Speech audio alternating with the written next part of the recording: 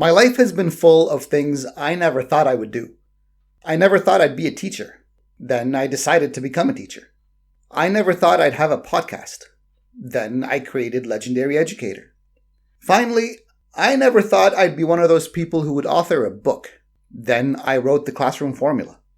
Truly, you don't know what you're capable of until you take the leap and actually do it. The classroom formula is a guide for new and experienced teachers to improve their performance in the classroom.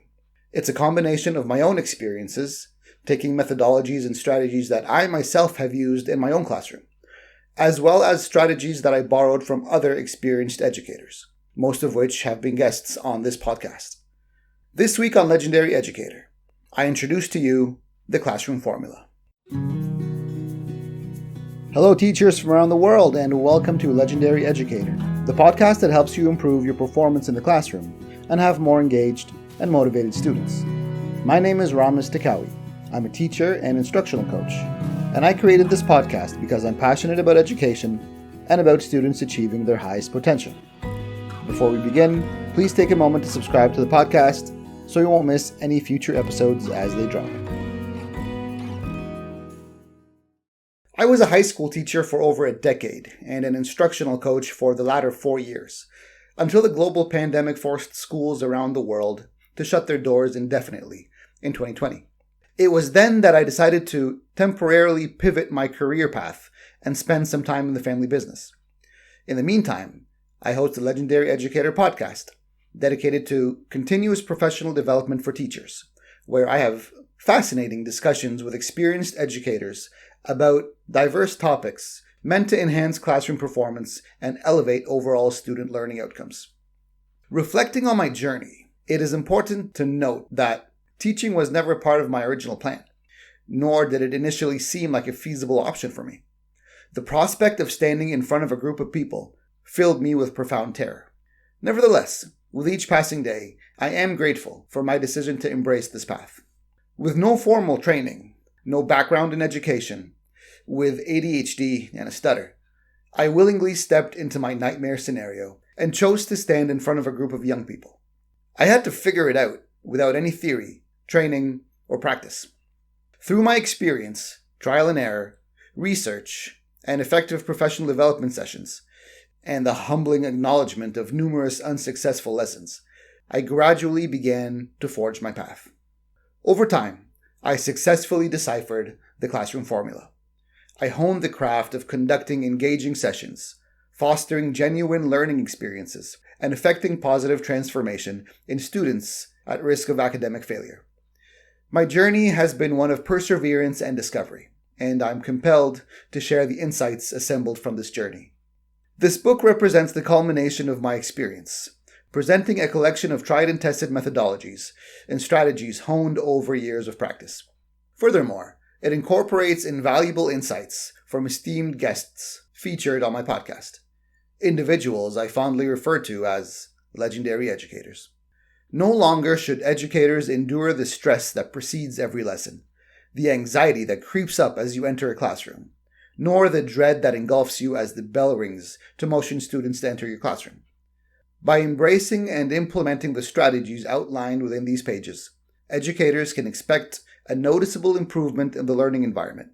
Students will become more attentive, engaged, and focused, fostering a conducive atmosphere where learning flourishes.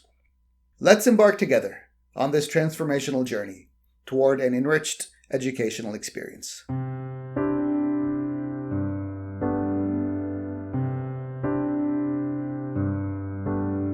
On a hot Monday morning in August, I walked into school for the first time as a first-year teacher, where I was hired to teach middle school English language arts. In August, before back to school for kids, the school hallways and classrooms are eerily quiet, only the murmur and buzz of adults talking and shuffling through the hallways and corridors. On my third day, after several meetings and professional development sessions, I was called into the principal's office. "Congratulations," he said, grinning in a way where I could not tell whether he was happy for me or thinking to himself, "Poor fella." He continued, "The high school English teacher will not be showing up, so you've been promoted to teach high school." I stood quietly for a moment, trying to register what was just said to me. I wasn't sure whether I should be excited or to run for my life. Slowly, my emotions leaned towards a cautious, nervous excitement, unsure what I was to expect. September quickly rolled around, and it was time for the first day of class for our students. This was the day, my very first time entering a real-life classroom with real-life students. Oh boy, back to my cautious, nervous excitement. The bell rang for first period, and my students scattered into the classroom while I sat at my desk at the front of the class. They were looking at me, and I was looking back at them. They were checking me out and whispering to each other about who this new guy was. I could feel beads of sweat forming on my bald, freshly shaven head. The students took their time to find their seats. The class was noisy, with desks and chairs being dragged on the floor, and students conversing loudly. I gathered up my courage and finally stood up to start class. We were already 7 minutes into the session. The noise slowly died down, and eyes were starting to gaze in my direction. They were getting quiet, but only because they were curious to know who I was, and what kind of teacher I'd be. I introduced myself by saying my name. "Hello everyone, my name is Mr. Ramos," as my voice cracked. Then I started asking their names. One by one they introduced themselves. Naturally, their names went in one ear, out the other.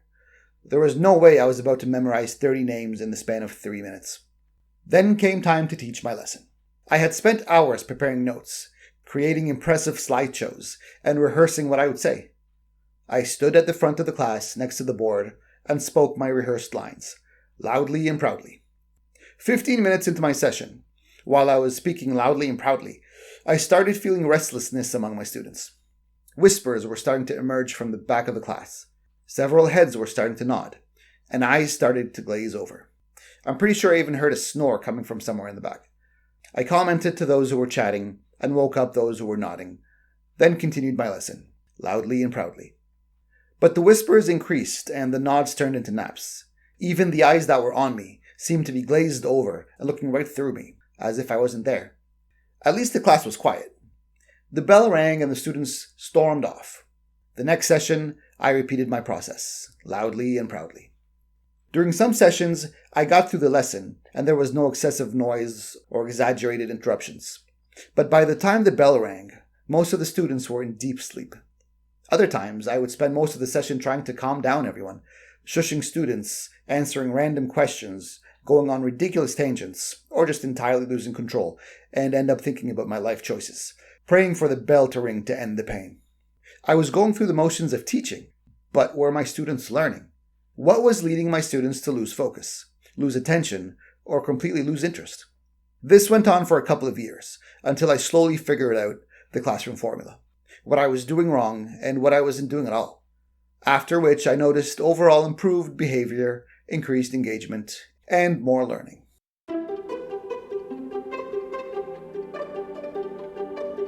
All right, Ramesh, thank you so much for being here.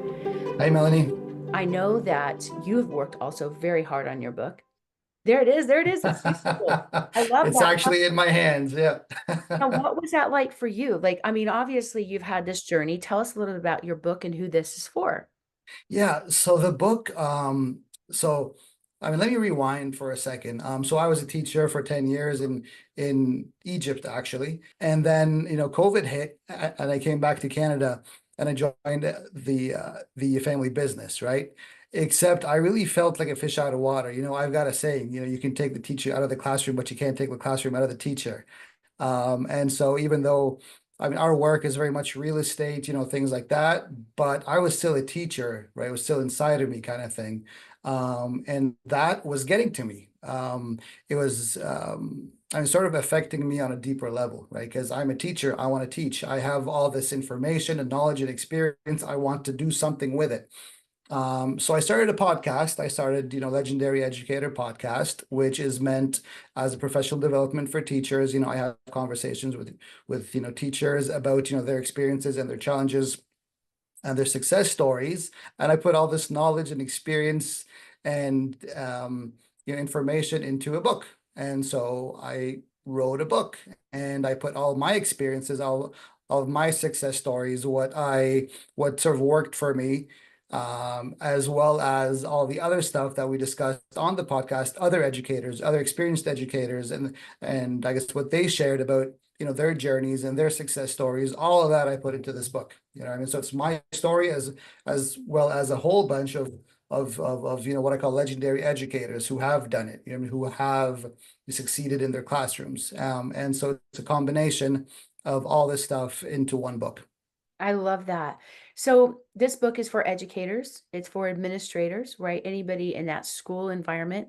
I mean, let me stick to that. It's for educators, right? So I mean, first and foremost, obviously, it's for teachers, right? But it's not necessarily only for teachers. It's for, corporate trainers. It is for Sunday school teachers. It is for coaches.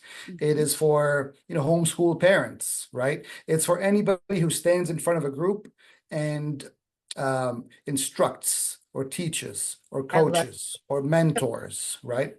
And I think that's the struggle is a lot of people struggle with how do I lay out the curriculum? How do I present this in a way that the audience can receive it? And I love that Mm, about your book because you have so many years of doing that as an educator, but like you said, it has a much broader purpose. So I love that. The other thing I think that's interesting is if you were to think about how much time and money you spent to learn this, think about that, right? Years of your own education plus all the workshops and the books you've read and all the travels you've done and the podcasts, if you were to add up the amount of money you've spent to learn this knowledge, right? I mean, I would venture it would be in the six figures at least. mm. Not just counting your formal education of going to school, but like the additional work that you've done to gain the knowledge and then the investment into workshops and master classes and all the things you did to invest in yourself and you have the ability to give that to somebody like that. Like you guys have any idea how valuable this is. I mean, he's literally saving you a decade. You can save a decade and within an hour and a half of reading this book, you've got an exact outline of what you need to do to be able to connect with your audience better and be able to have that outline for the curriculum so that you know it's going to land in the right way. Um, Exactly. Let me add one more thing. Not only you are paying for this, your students are also paying for this. I mean, if you have deficiencies in your classroom, if you're not doing what you're supposed to be doing to achieve a maximum, sort of, learning level, it's not only you who is, suffering in your practice, but you're responsible for a whole group of people um, who are, getting all this from you. And so if you have the deficiencies, not only are you paying for it and suffering, obviously, because the classroom management is gonna, stress you out and the high blood pressure and the health and you know what I mean? All that stuff, you're paying for it not only financially, you're only paying for it, in your health as well and your sort of mental well-being. And your students are also paying for it because they are not achieving I mean, how they're supposed to be achieving and I guess what they're supposed to be achieving because you're just not at par.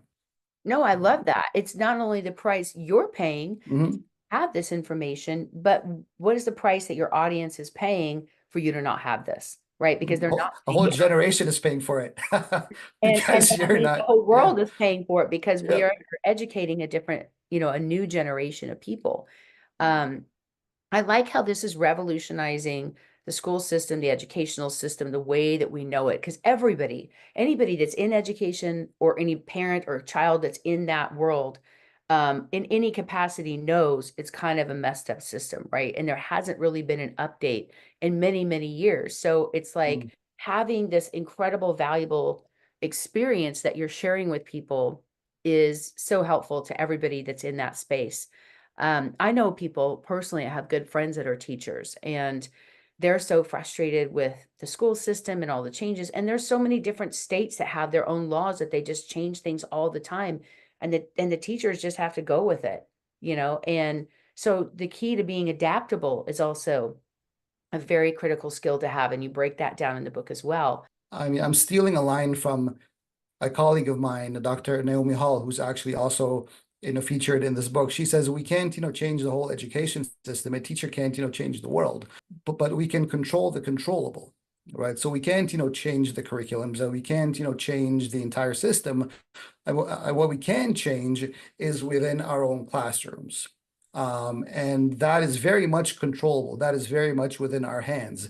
If we have the correct, mindset and we have the correct approach and we have the correct, systems and foundations in place that I mean, no one's going to create them for you, right? but you have to know how to create them in the first place. And so you can control the controllable, and the controllable is not the entire education system. It is within your four walls, your own classroom.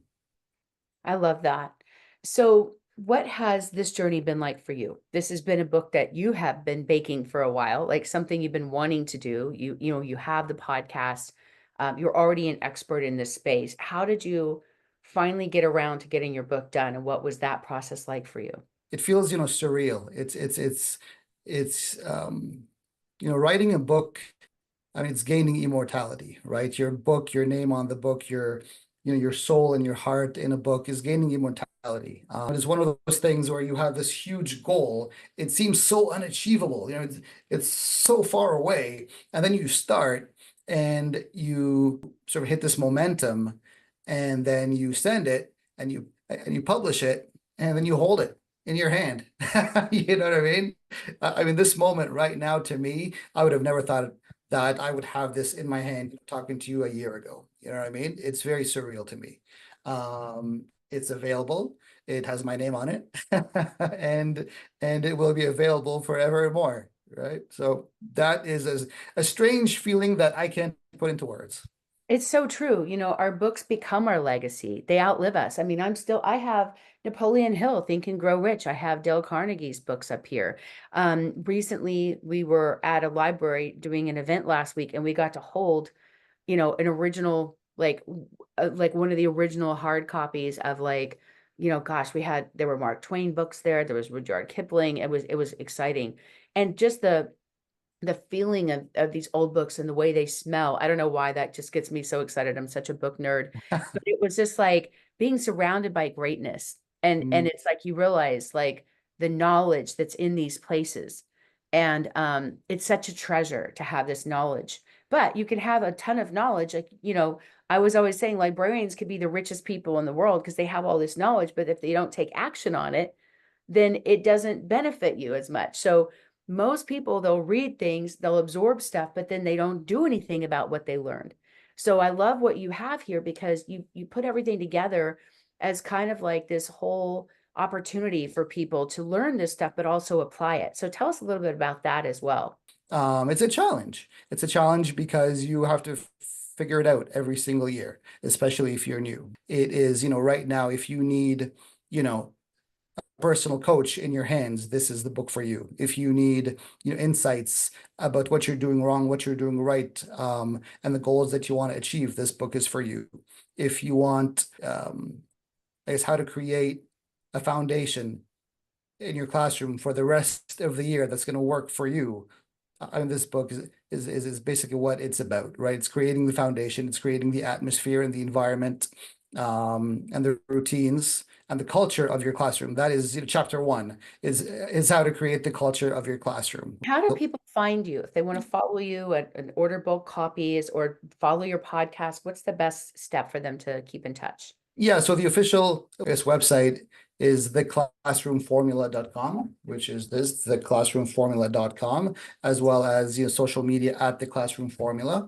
And for the podcast, it is legendaryeducator.com or at Legendary Educator. And so yeah, reach out and get in touch. I love it. Thank you so much, Ramesh, for being here today. And, I'm just so impressed with all you've done and your heart and how much you give back to people and to your community and to the world. And we need more leaders like you. And Ramez, is there anything else you want to share before we wrap up today with just your journey in general? I'm not doing this for the rich and the glory and the fame. I'm doing this because I do want to help. I mean, I do want to help teachers. I can't change the education system, but I can reach individual teachers who can improve their own performance in their own classrooms for their own students, right? Teachers have students every single year. And so when you do the math, it's thousands. If the one teacher is going to teach thousands of students literally in their lifetime. And so reaching one teacher is reaching a lot of students. And so again, yeah, we can't change the world, but we can control the controllable. A teacher can improve their teaching in the classroom. This really is a book that is so necessary for students, for parents, for teachers, for faculty, for administration. Your book is out. It's an international best-selling book already. So tell us a little bit about your defining moment in your life. All right, so my book is not exactly about my defining moment, but my defining moment is what led me to the book. It was about 2 decades ago. And a lot of people always told me, you should become a teacher. I mean, for whatever, I mean, they saw in me, right? I'm good with kids, or I'm patient, and my excuse was always, oh no, I've got a potty mouth. I can't be in a classroom full of kids, or I'm less mature than the kids. The kids will be more mature than me, right? I can't be a teacher. Um, but the real reason I wouldn't be a teacher was because of my stutter. Um, I've had a stutter for as long as I can remember. Which leads me to my defining moment. So instead of teaching, I went into a career in HR because I knew I couldn't sit on a desk for a long time, and I also knew I needed to, deal with people. I'm a people person. I need to deal with, I need to talk to people all the time. Customer service was my thing, but I want to do customer service for the rest of my life, right? So what else can I do? I'll go into HR. And then I got a job at a staffing agency. And little did I know that a staffing agency is 99% you have to make, cold calls. And if you know anybody who stutters, a phone is a stutter's is our kryptonite. We Mm, don't like the phone, right? We don't like the phone. We don't like making calls, especially to people we don't know. mm, And so I didn't know that when I applied and I got the job. I thought I'd be, interviewing people, dealing with people face to face kind of thing. But but in the 2 weeks I was on this job, um, I think I made maybe 2 or 3 calls, right? I avoided like the plague, but I had to make the calls, and those calls were just, horrible, horrible calls. Inevitably and unsurprisingly, I got fired from that job. Um, and and I left the office and I got on the bus, and on my way home I cried. I mean, a 20-something-year-old on a bus, sitting by myself, and I cried in silence. I cried not because not because of the job. It was a crappy job, right? But I cried because I felt, for the first time in my life, I felt the weight of the disability. And that was the defining moment, where that moment I decided that disability would not affect me anymore.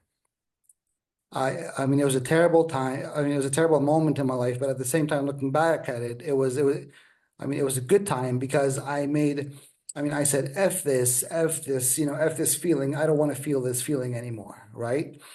Um, and because of that moment, I went into teaching. I became a teacher, and I stepped into a classroom full of, a number of young people, which I would never speak in front of people, right? It was a nightmare for me, right? But I stepped into a classroom full of, 30, 20 something, 30 young people, and I did it. I became a teacher. I became a teacher. I did not have any background information. Teaching was never in my plan. So I never had the training. I never had the education. I never went to teachers college, never got a BEd or whatever, but I went into the classroom and I figured it out. I figured it out from scratch. I figured it out, um, a lot of trial and error, a lot of research, a lot of reading, a lot of, professional development. And I figured out what I call the classroom formula, which is what I called my book, The Classroom Formula. Um, and that moment, it sort of changed my life because, then I made a podcast, who in my situation would make a podcast, right? Of course, thanks to editing, I do a lot of editing. But I've got a podcast. I became a teacher. eventually I spoke in front of a classroom. I spoke in front of the whole school, right? And and again, because of this, of the decision in the on that day, I felt comfortable speaking in front of, hundreds of people, whether it was my peers at the school or the entire school, including all the students. I mean, I felt on that stage in that classroom, I felt comfortable for whatever, I don't know what the reason was, but maybe it was because of that decision. And that was my defining moment, which led me to become a teacher and which led me to, write this book. So your book, so first of all, thank you for sharing your story and for that vulnerability, because who would have thought, if there's other people out there watching who have the same issue or the same disability of stuttering, and how the impact of connection and communication affects you and shuts you down when you have that fear of talking to people. And now you became not only a communicator, an educator, a speaker, an author, having a podcast. Like, you've overcome so much. So I just think that's, I hope that you celebrate that, and realize how far you've come, because this is just an incredible story, an incredible journey.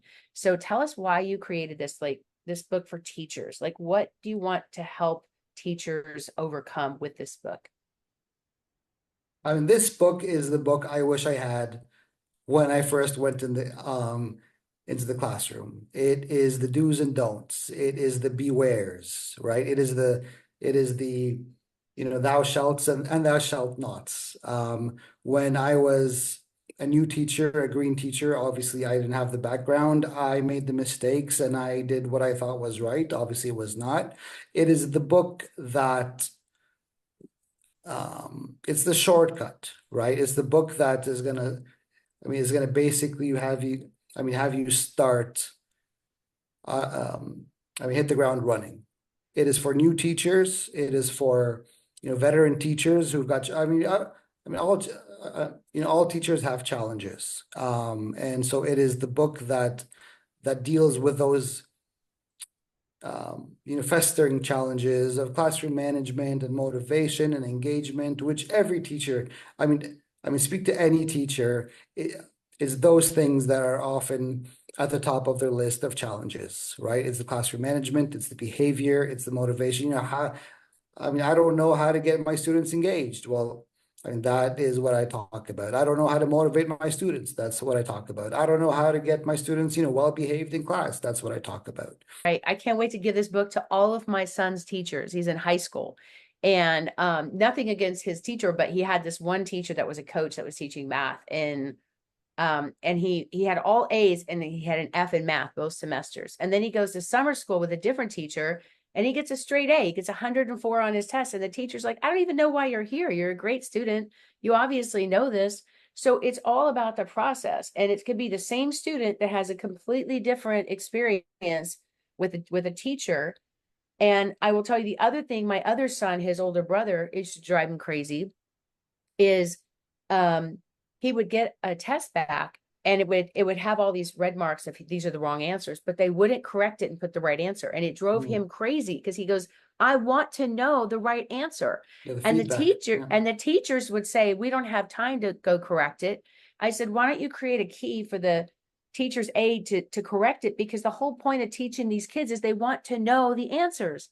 And if you're not teaching them the correct answers, they're not learning anything." So it's Exactly. little logistical things like that that are really hard unless you've been in the student section, or you've been in that as a student, or you've been a teacher. It's hard to know. The other thing is, Exactly. I have a really good friend that one of my best friends since we were 11 years old, many years. She's a teacher, and she literally called me and said, I'm so burnt out. I can't do this anymore. I'm going to go get a So job. many teachers are saying that now. Yeah. And you know what she said? "I'm going to go get a job at a chemical plant." And I said, "No, you're not. Please tell me you're not going to do that out of desperation just to get out of this industry." And she's one of the most gifted teachers I've ever seen. Her heart is so big for these students. And it's just like the system is so broken for the students, for the teachers. And it's too bad, because everybody gets hurt. The intentions are good, but there's just so many people that slip through the cracks on both sides. So this really is a book that is so necessary for students, for parents, for teachers, for faculty, for administration, on the Not only corporate. that, Melanie, it is a book for anybody, I mean, who sort of has a position as a teacher, as an instructor. It could be for teachers, obviously. It could be for Sunday school teachers. You know what I mean? It could be Yeah. for corporate, corporate trainers. It could be for coaches. It could be for anybody who stands in front of a group of people with a syllabus or a curriculum. It's not only for children. And I made it sort of, I made a point not to, sort of not to have it for a specific age group or a specific, academic, academic program, even a subject. It's for anybody who stands in front of people and teaches or instructs or coaches. So it's not only for teachers. They're primarily for teachers, but it's not only for teachers. Yeah. I love that. And it reminds me too, when I was going through and becoming a coach after I wrote my first book, and I was like, didn't realize the power of writing a book and how people would see me as an authority. I wasn't prepared for that. And I lost a lot of opportunity. I had written a book about grief. I had parents calling me that were in such grief mode, like they were literally suicidal. And I was terrified I was going to say the wrong thing. And I remember going back to my mentor at the time, Tony Robbins, and he kind of taught me some of these skills and tools to help me get through it. And it was so helpful that I became a coach, right, to help people walk through it. And it's the same thing. How do you connect with people that are shut down? How do you make sure that the people that are going through this process, like you can't force feed people and force them to learn something. But it was a real eye-opener when you start trying to teach people. And he said something to me I'll never forget. He said, stop seeing yourself as a teacher who's just giving out information and start seeing yourself as a healer who's offering transformation. And it just shifted for me like instantly. And I went, oh my gosh, I could receive that. And it was such a huge sacred responsibility where I realized I had these people in the palm of my hand to be able to help them with their own transformation, no matter what kind of teacher, instructor, coach, mentor, like you said, your curriculum. But if you get to this passive thing, like I'm the teacher, I'm just giving them stuff and they're just absorbing it and processing it, it really takes away that whole human soul element of it and the transformation you're offering people. So exactly. And I love what you're saying. And I wish I can go through everything I say in the book. yeah, no, that's why they need to buy the book. Exactly. So, I mean, it's not about the teacher standing in front of a classroom and just, just vomiting information at the students, because that's not how it works anymore, right? And like what you said before, if you, and again, I say this in the book, if you walk, in a hallway at a school, you're going to see, a classroom on the right that is, that's well behaved, a classroom on the left that's on task, a classroom in front of you that is all over the place. It's the same students. And you realize that the behavior or the dynamics of the classroom is not in the hands of the students. It's in the hands of the teacher, how they conduct the classroom. That's what I talk about. Great job. Thank you so much for being here. Is there anything else that you want to share with our audience today before we wrap up? Yeah, just as a final note, obviously I didn't write this book for the fame and the glory. I told you this before. If this book reaches one or two teachers who then is affected and improves their teaching for hundreds and thousands of their students, along the years, then I'm a happy guy. I've done my job, right? Hopefully the more teachers you sort of see this book, the more students are affected by it, right? It's always trickle down, right? The students are always our priority. The students are always our focus. It's not the teachers, not the schools, not the administration. At the end of the day, a teacher's focus is the students. And so, if a teacher reads this and they learn one or two things and they are more effective in the classroom, they are more engaging, inspiring in the classroom. That's our show for today. Share this episode with your teacher friends who might benefit from listening to it. Don't forget to rate this episode and subscribe. I'm Ramis Takawi, and this is Legendary Educator. Thanks for tuning in. I'll talk to you next time.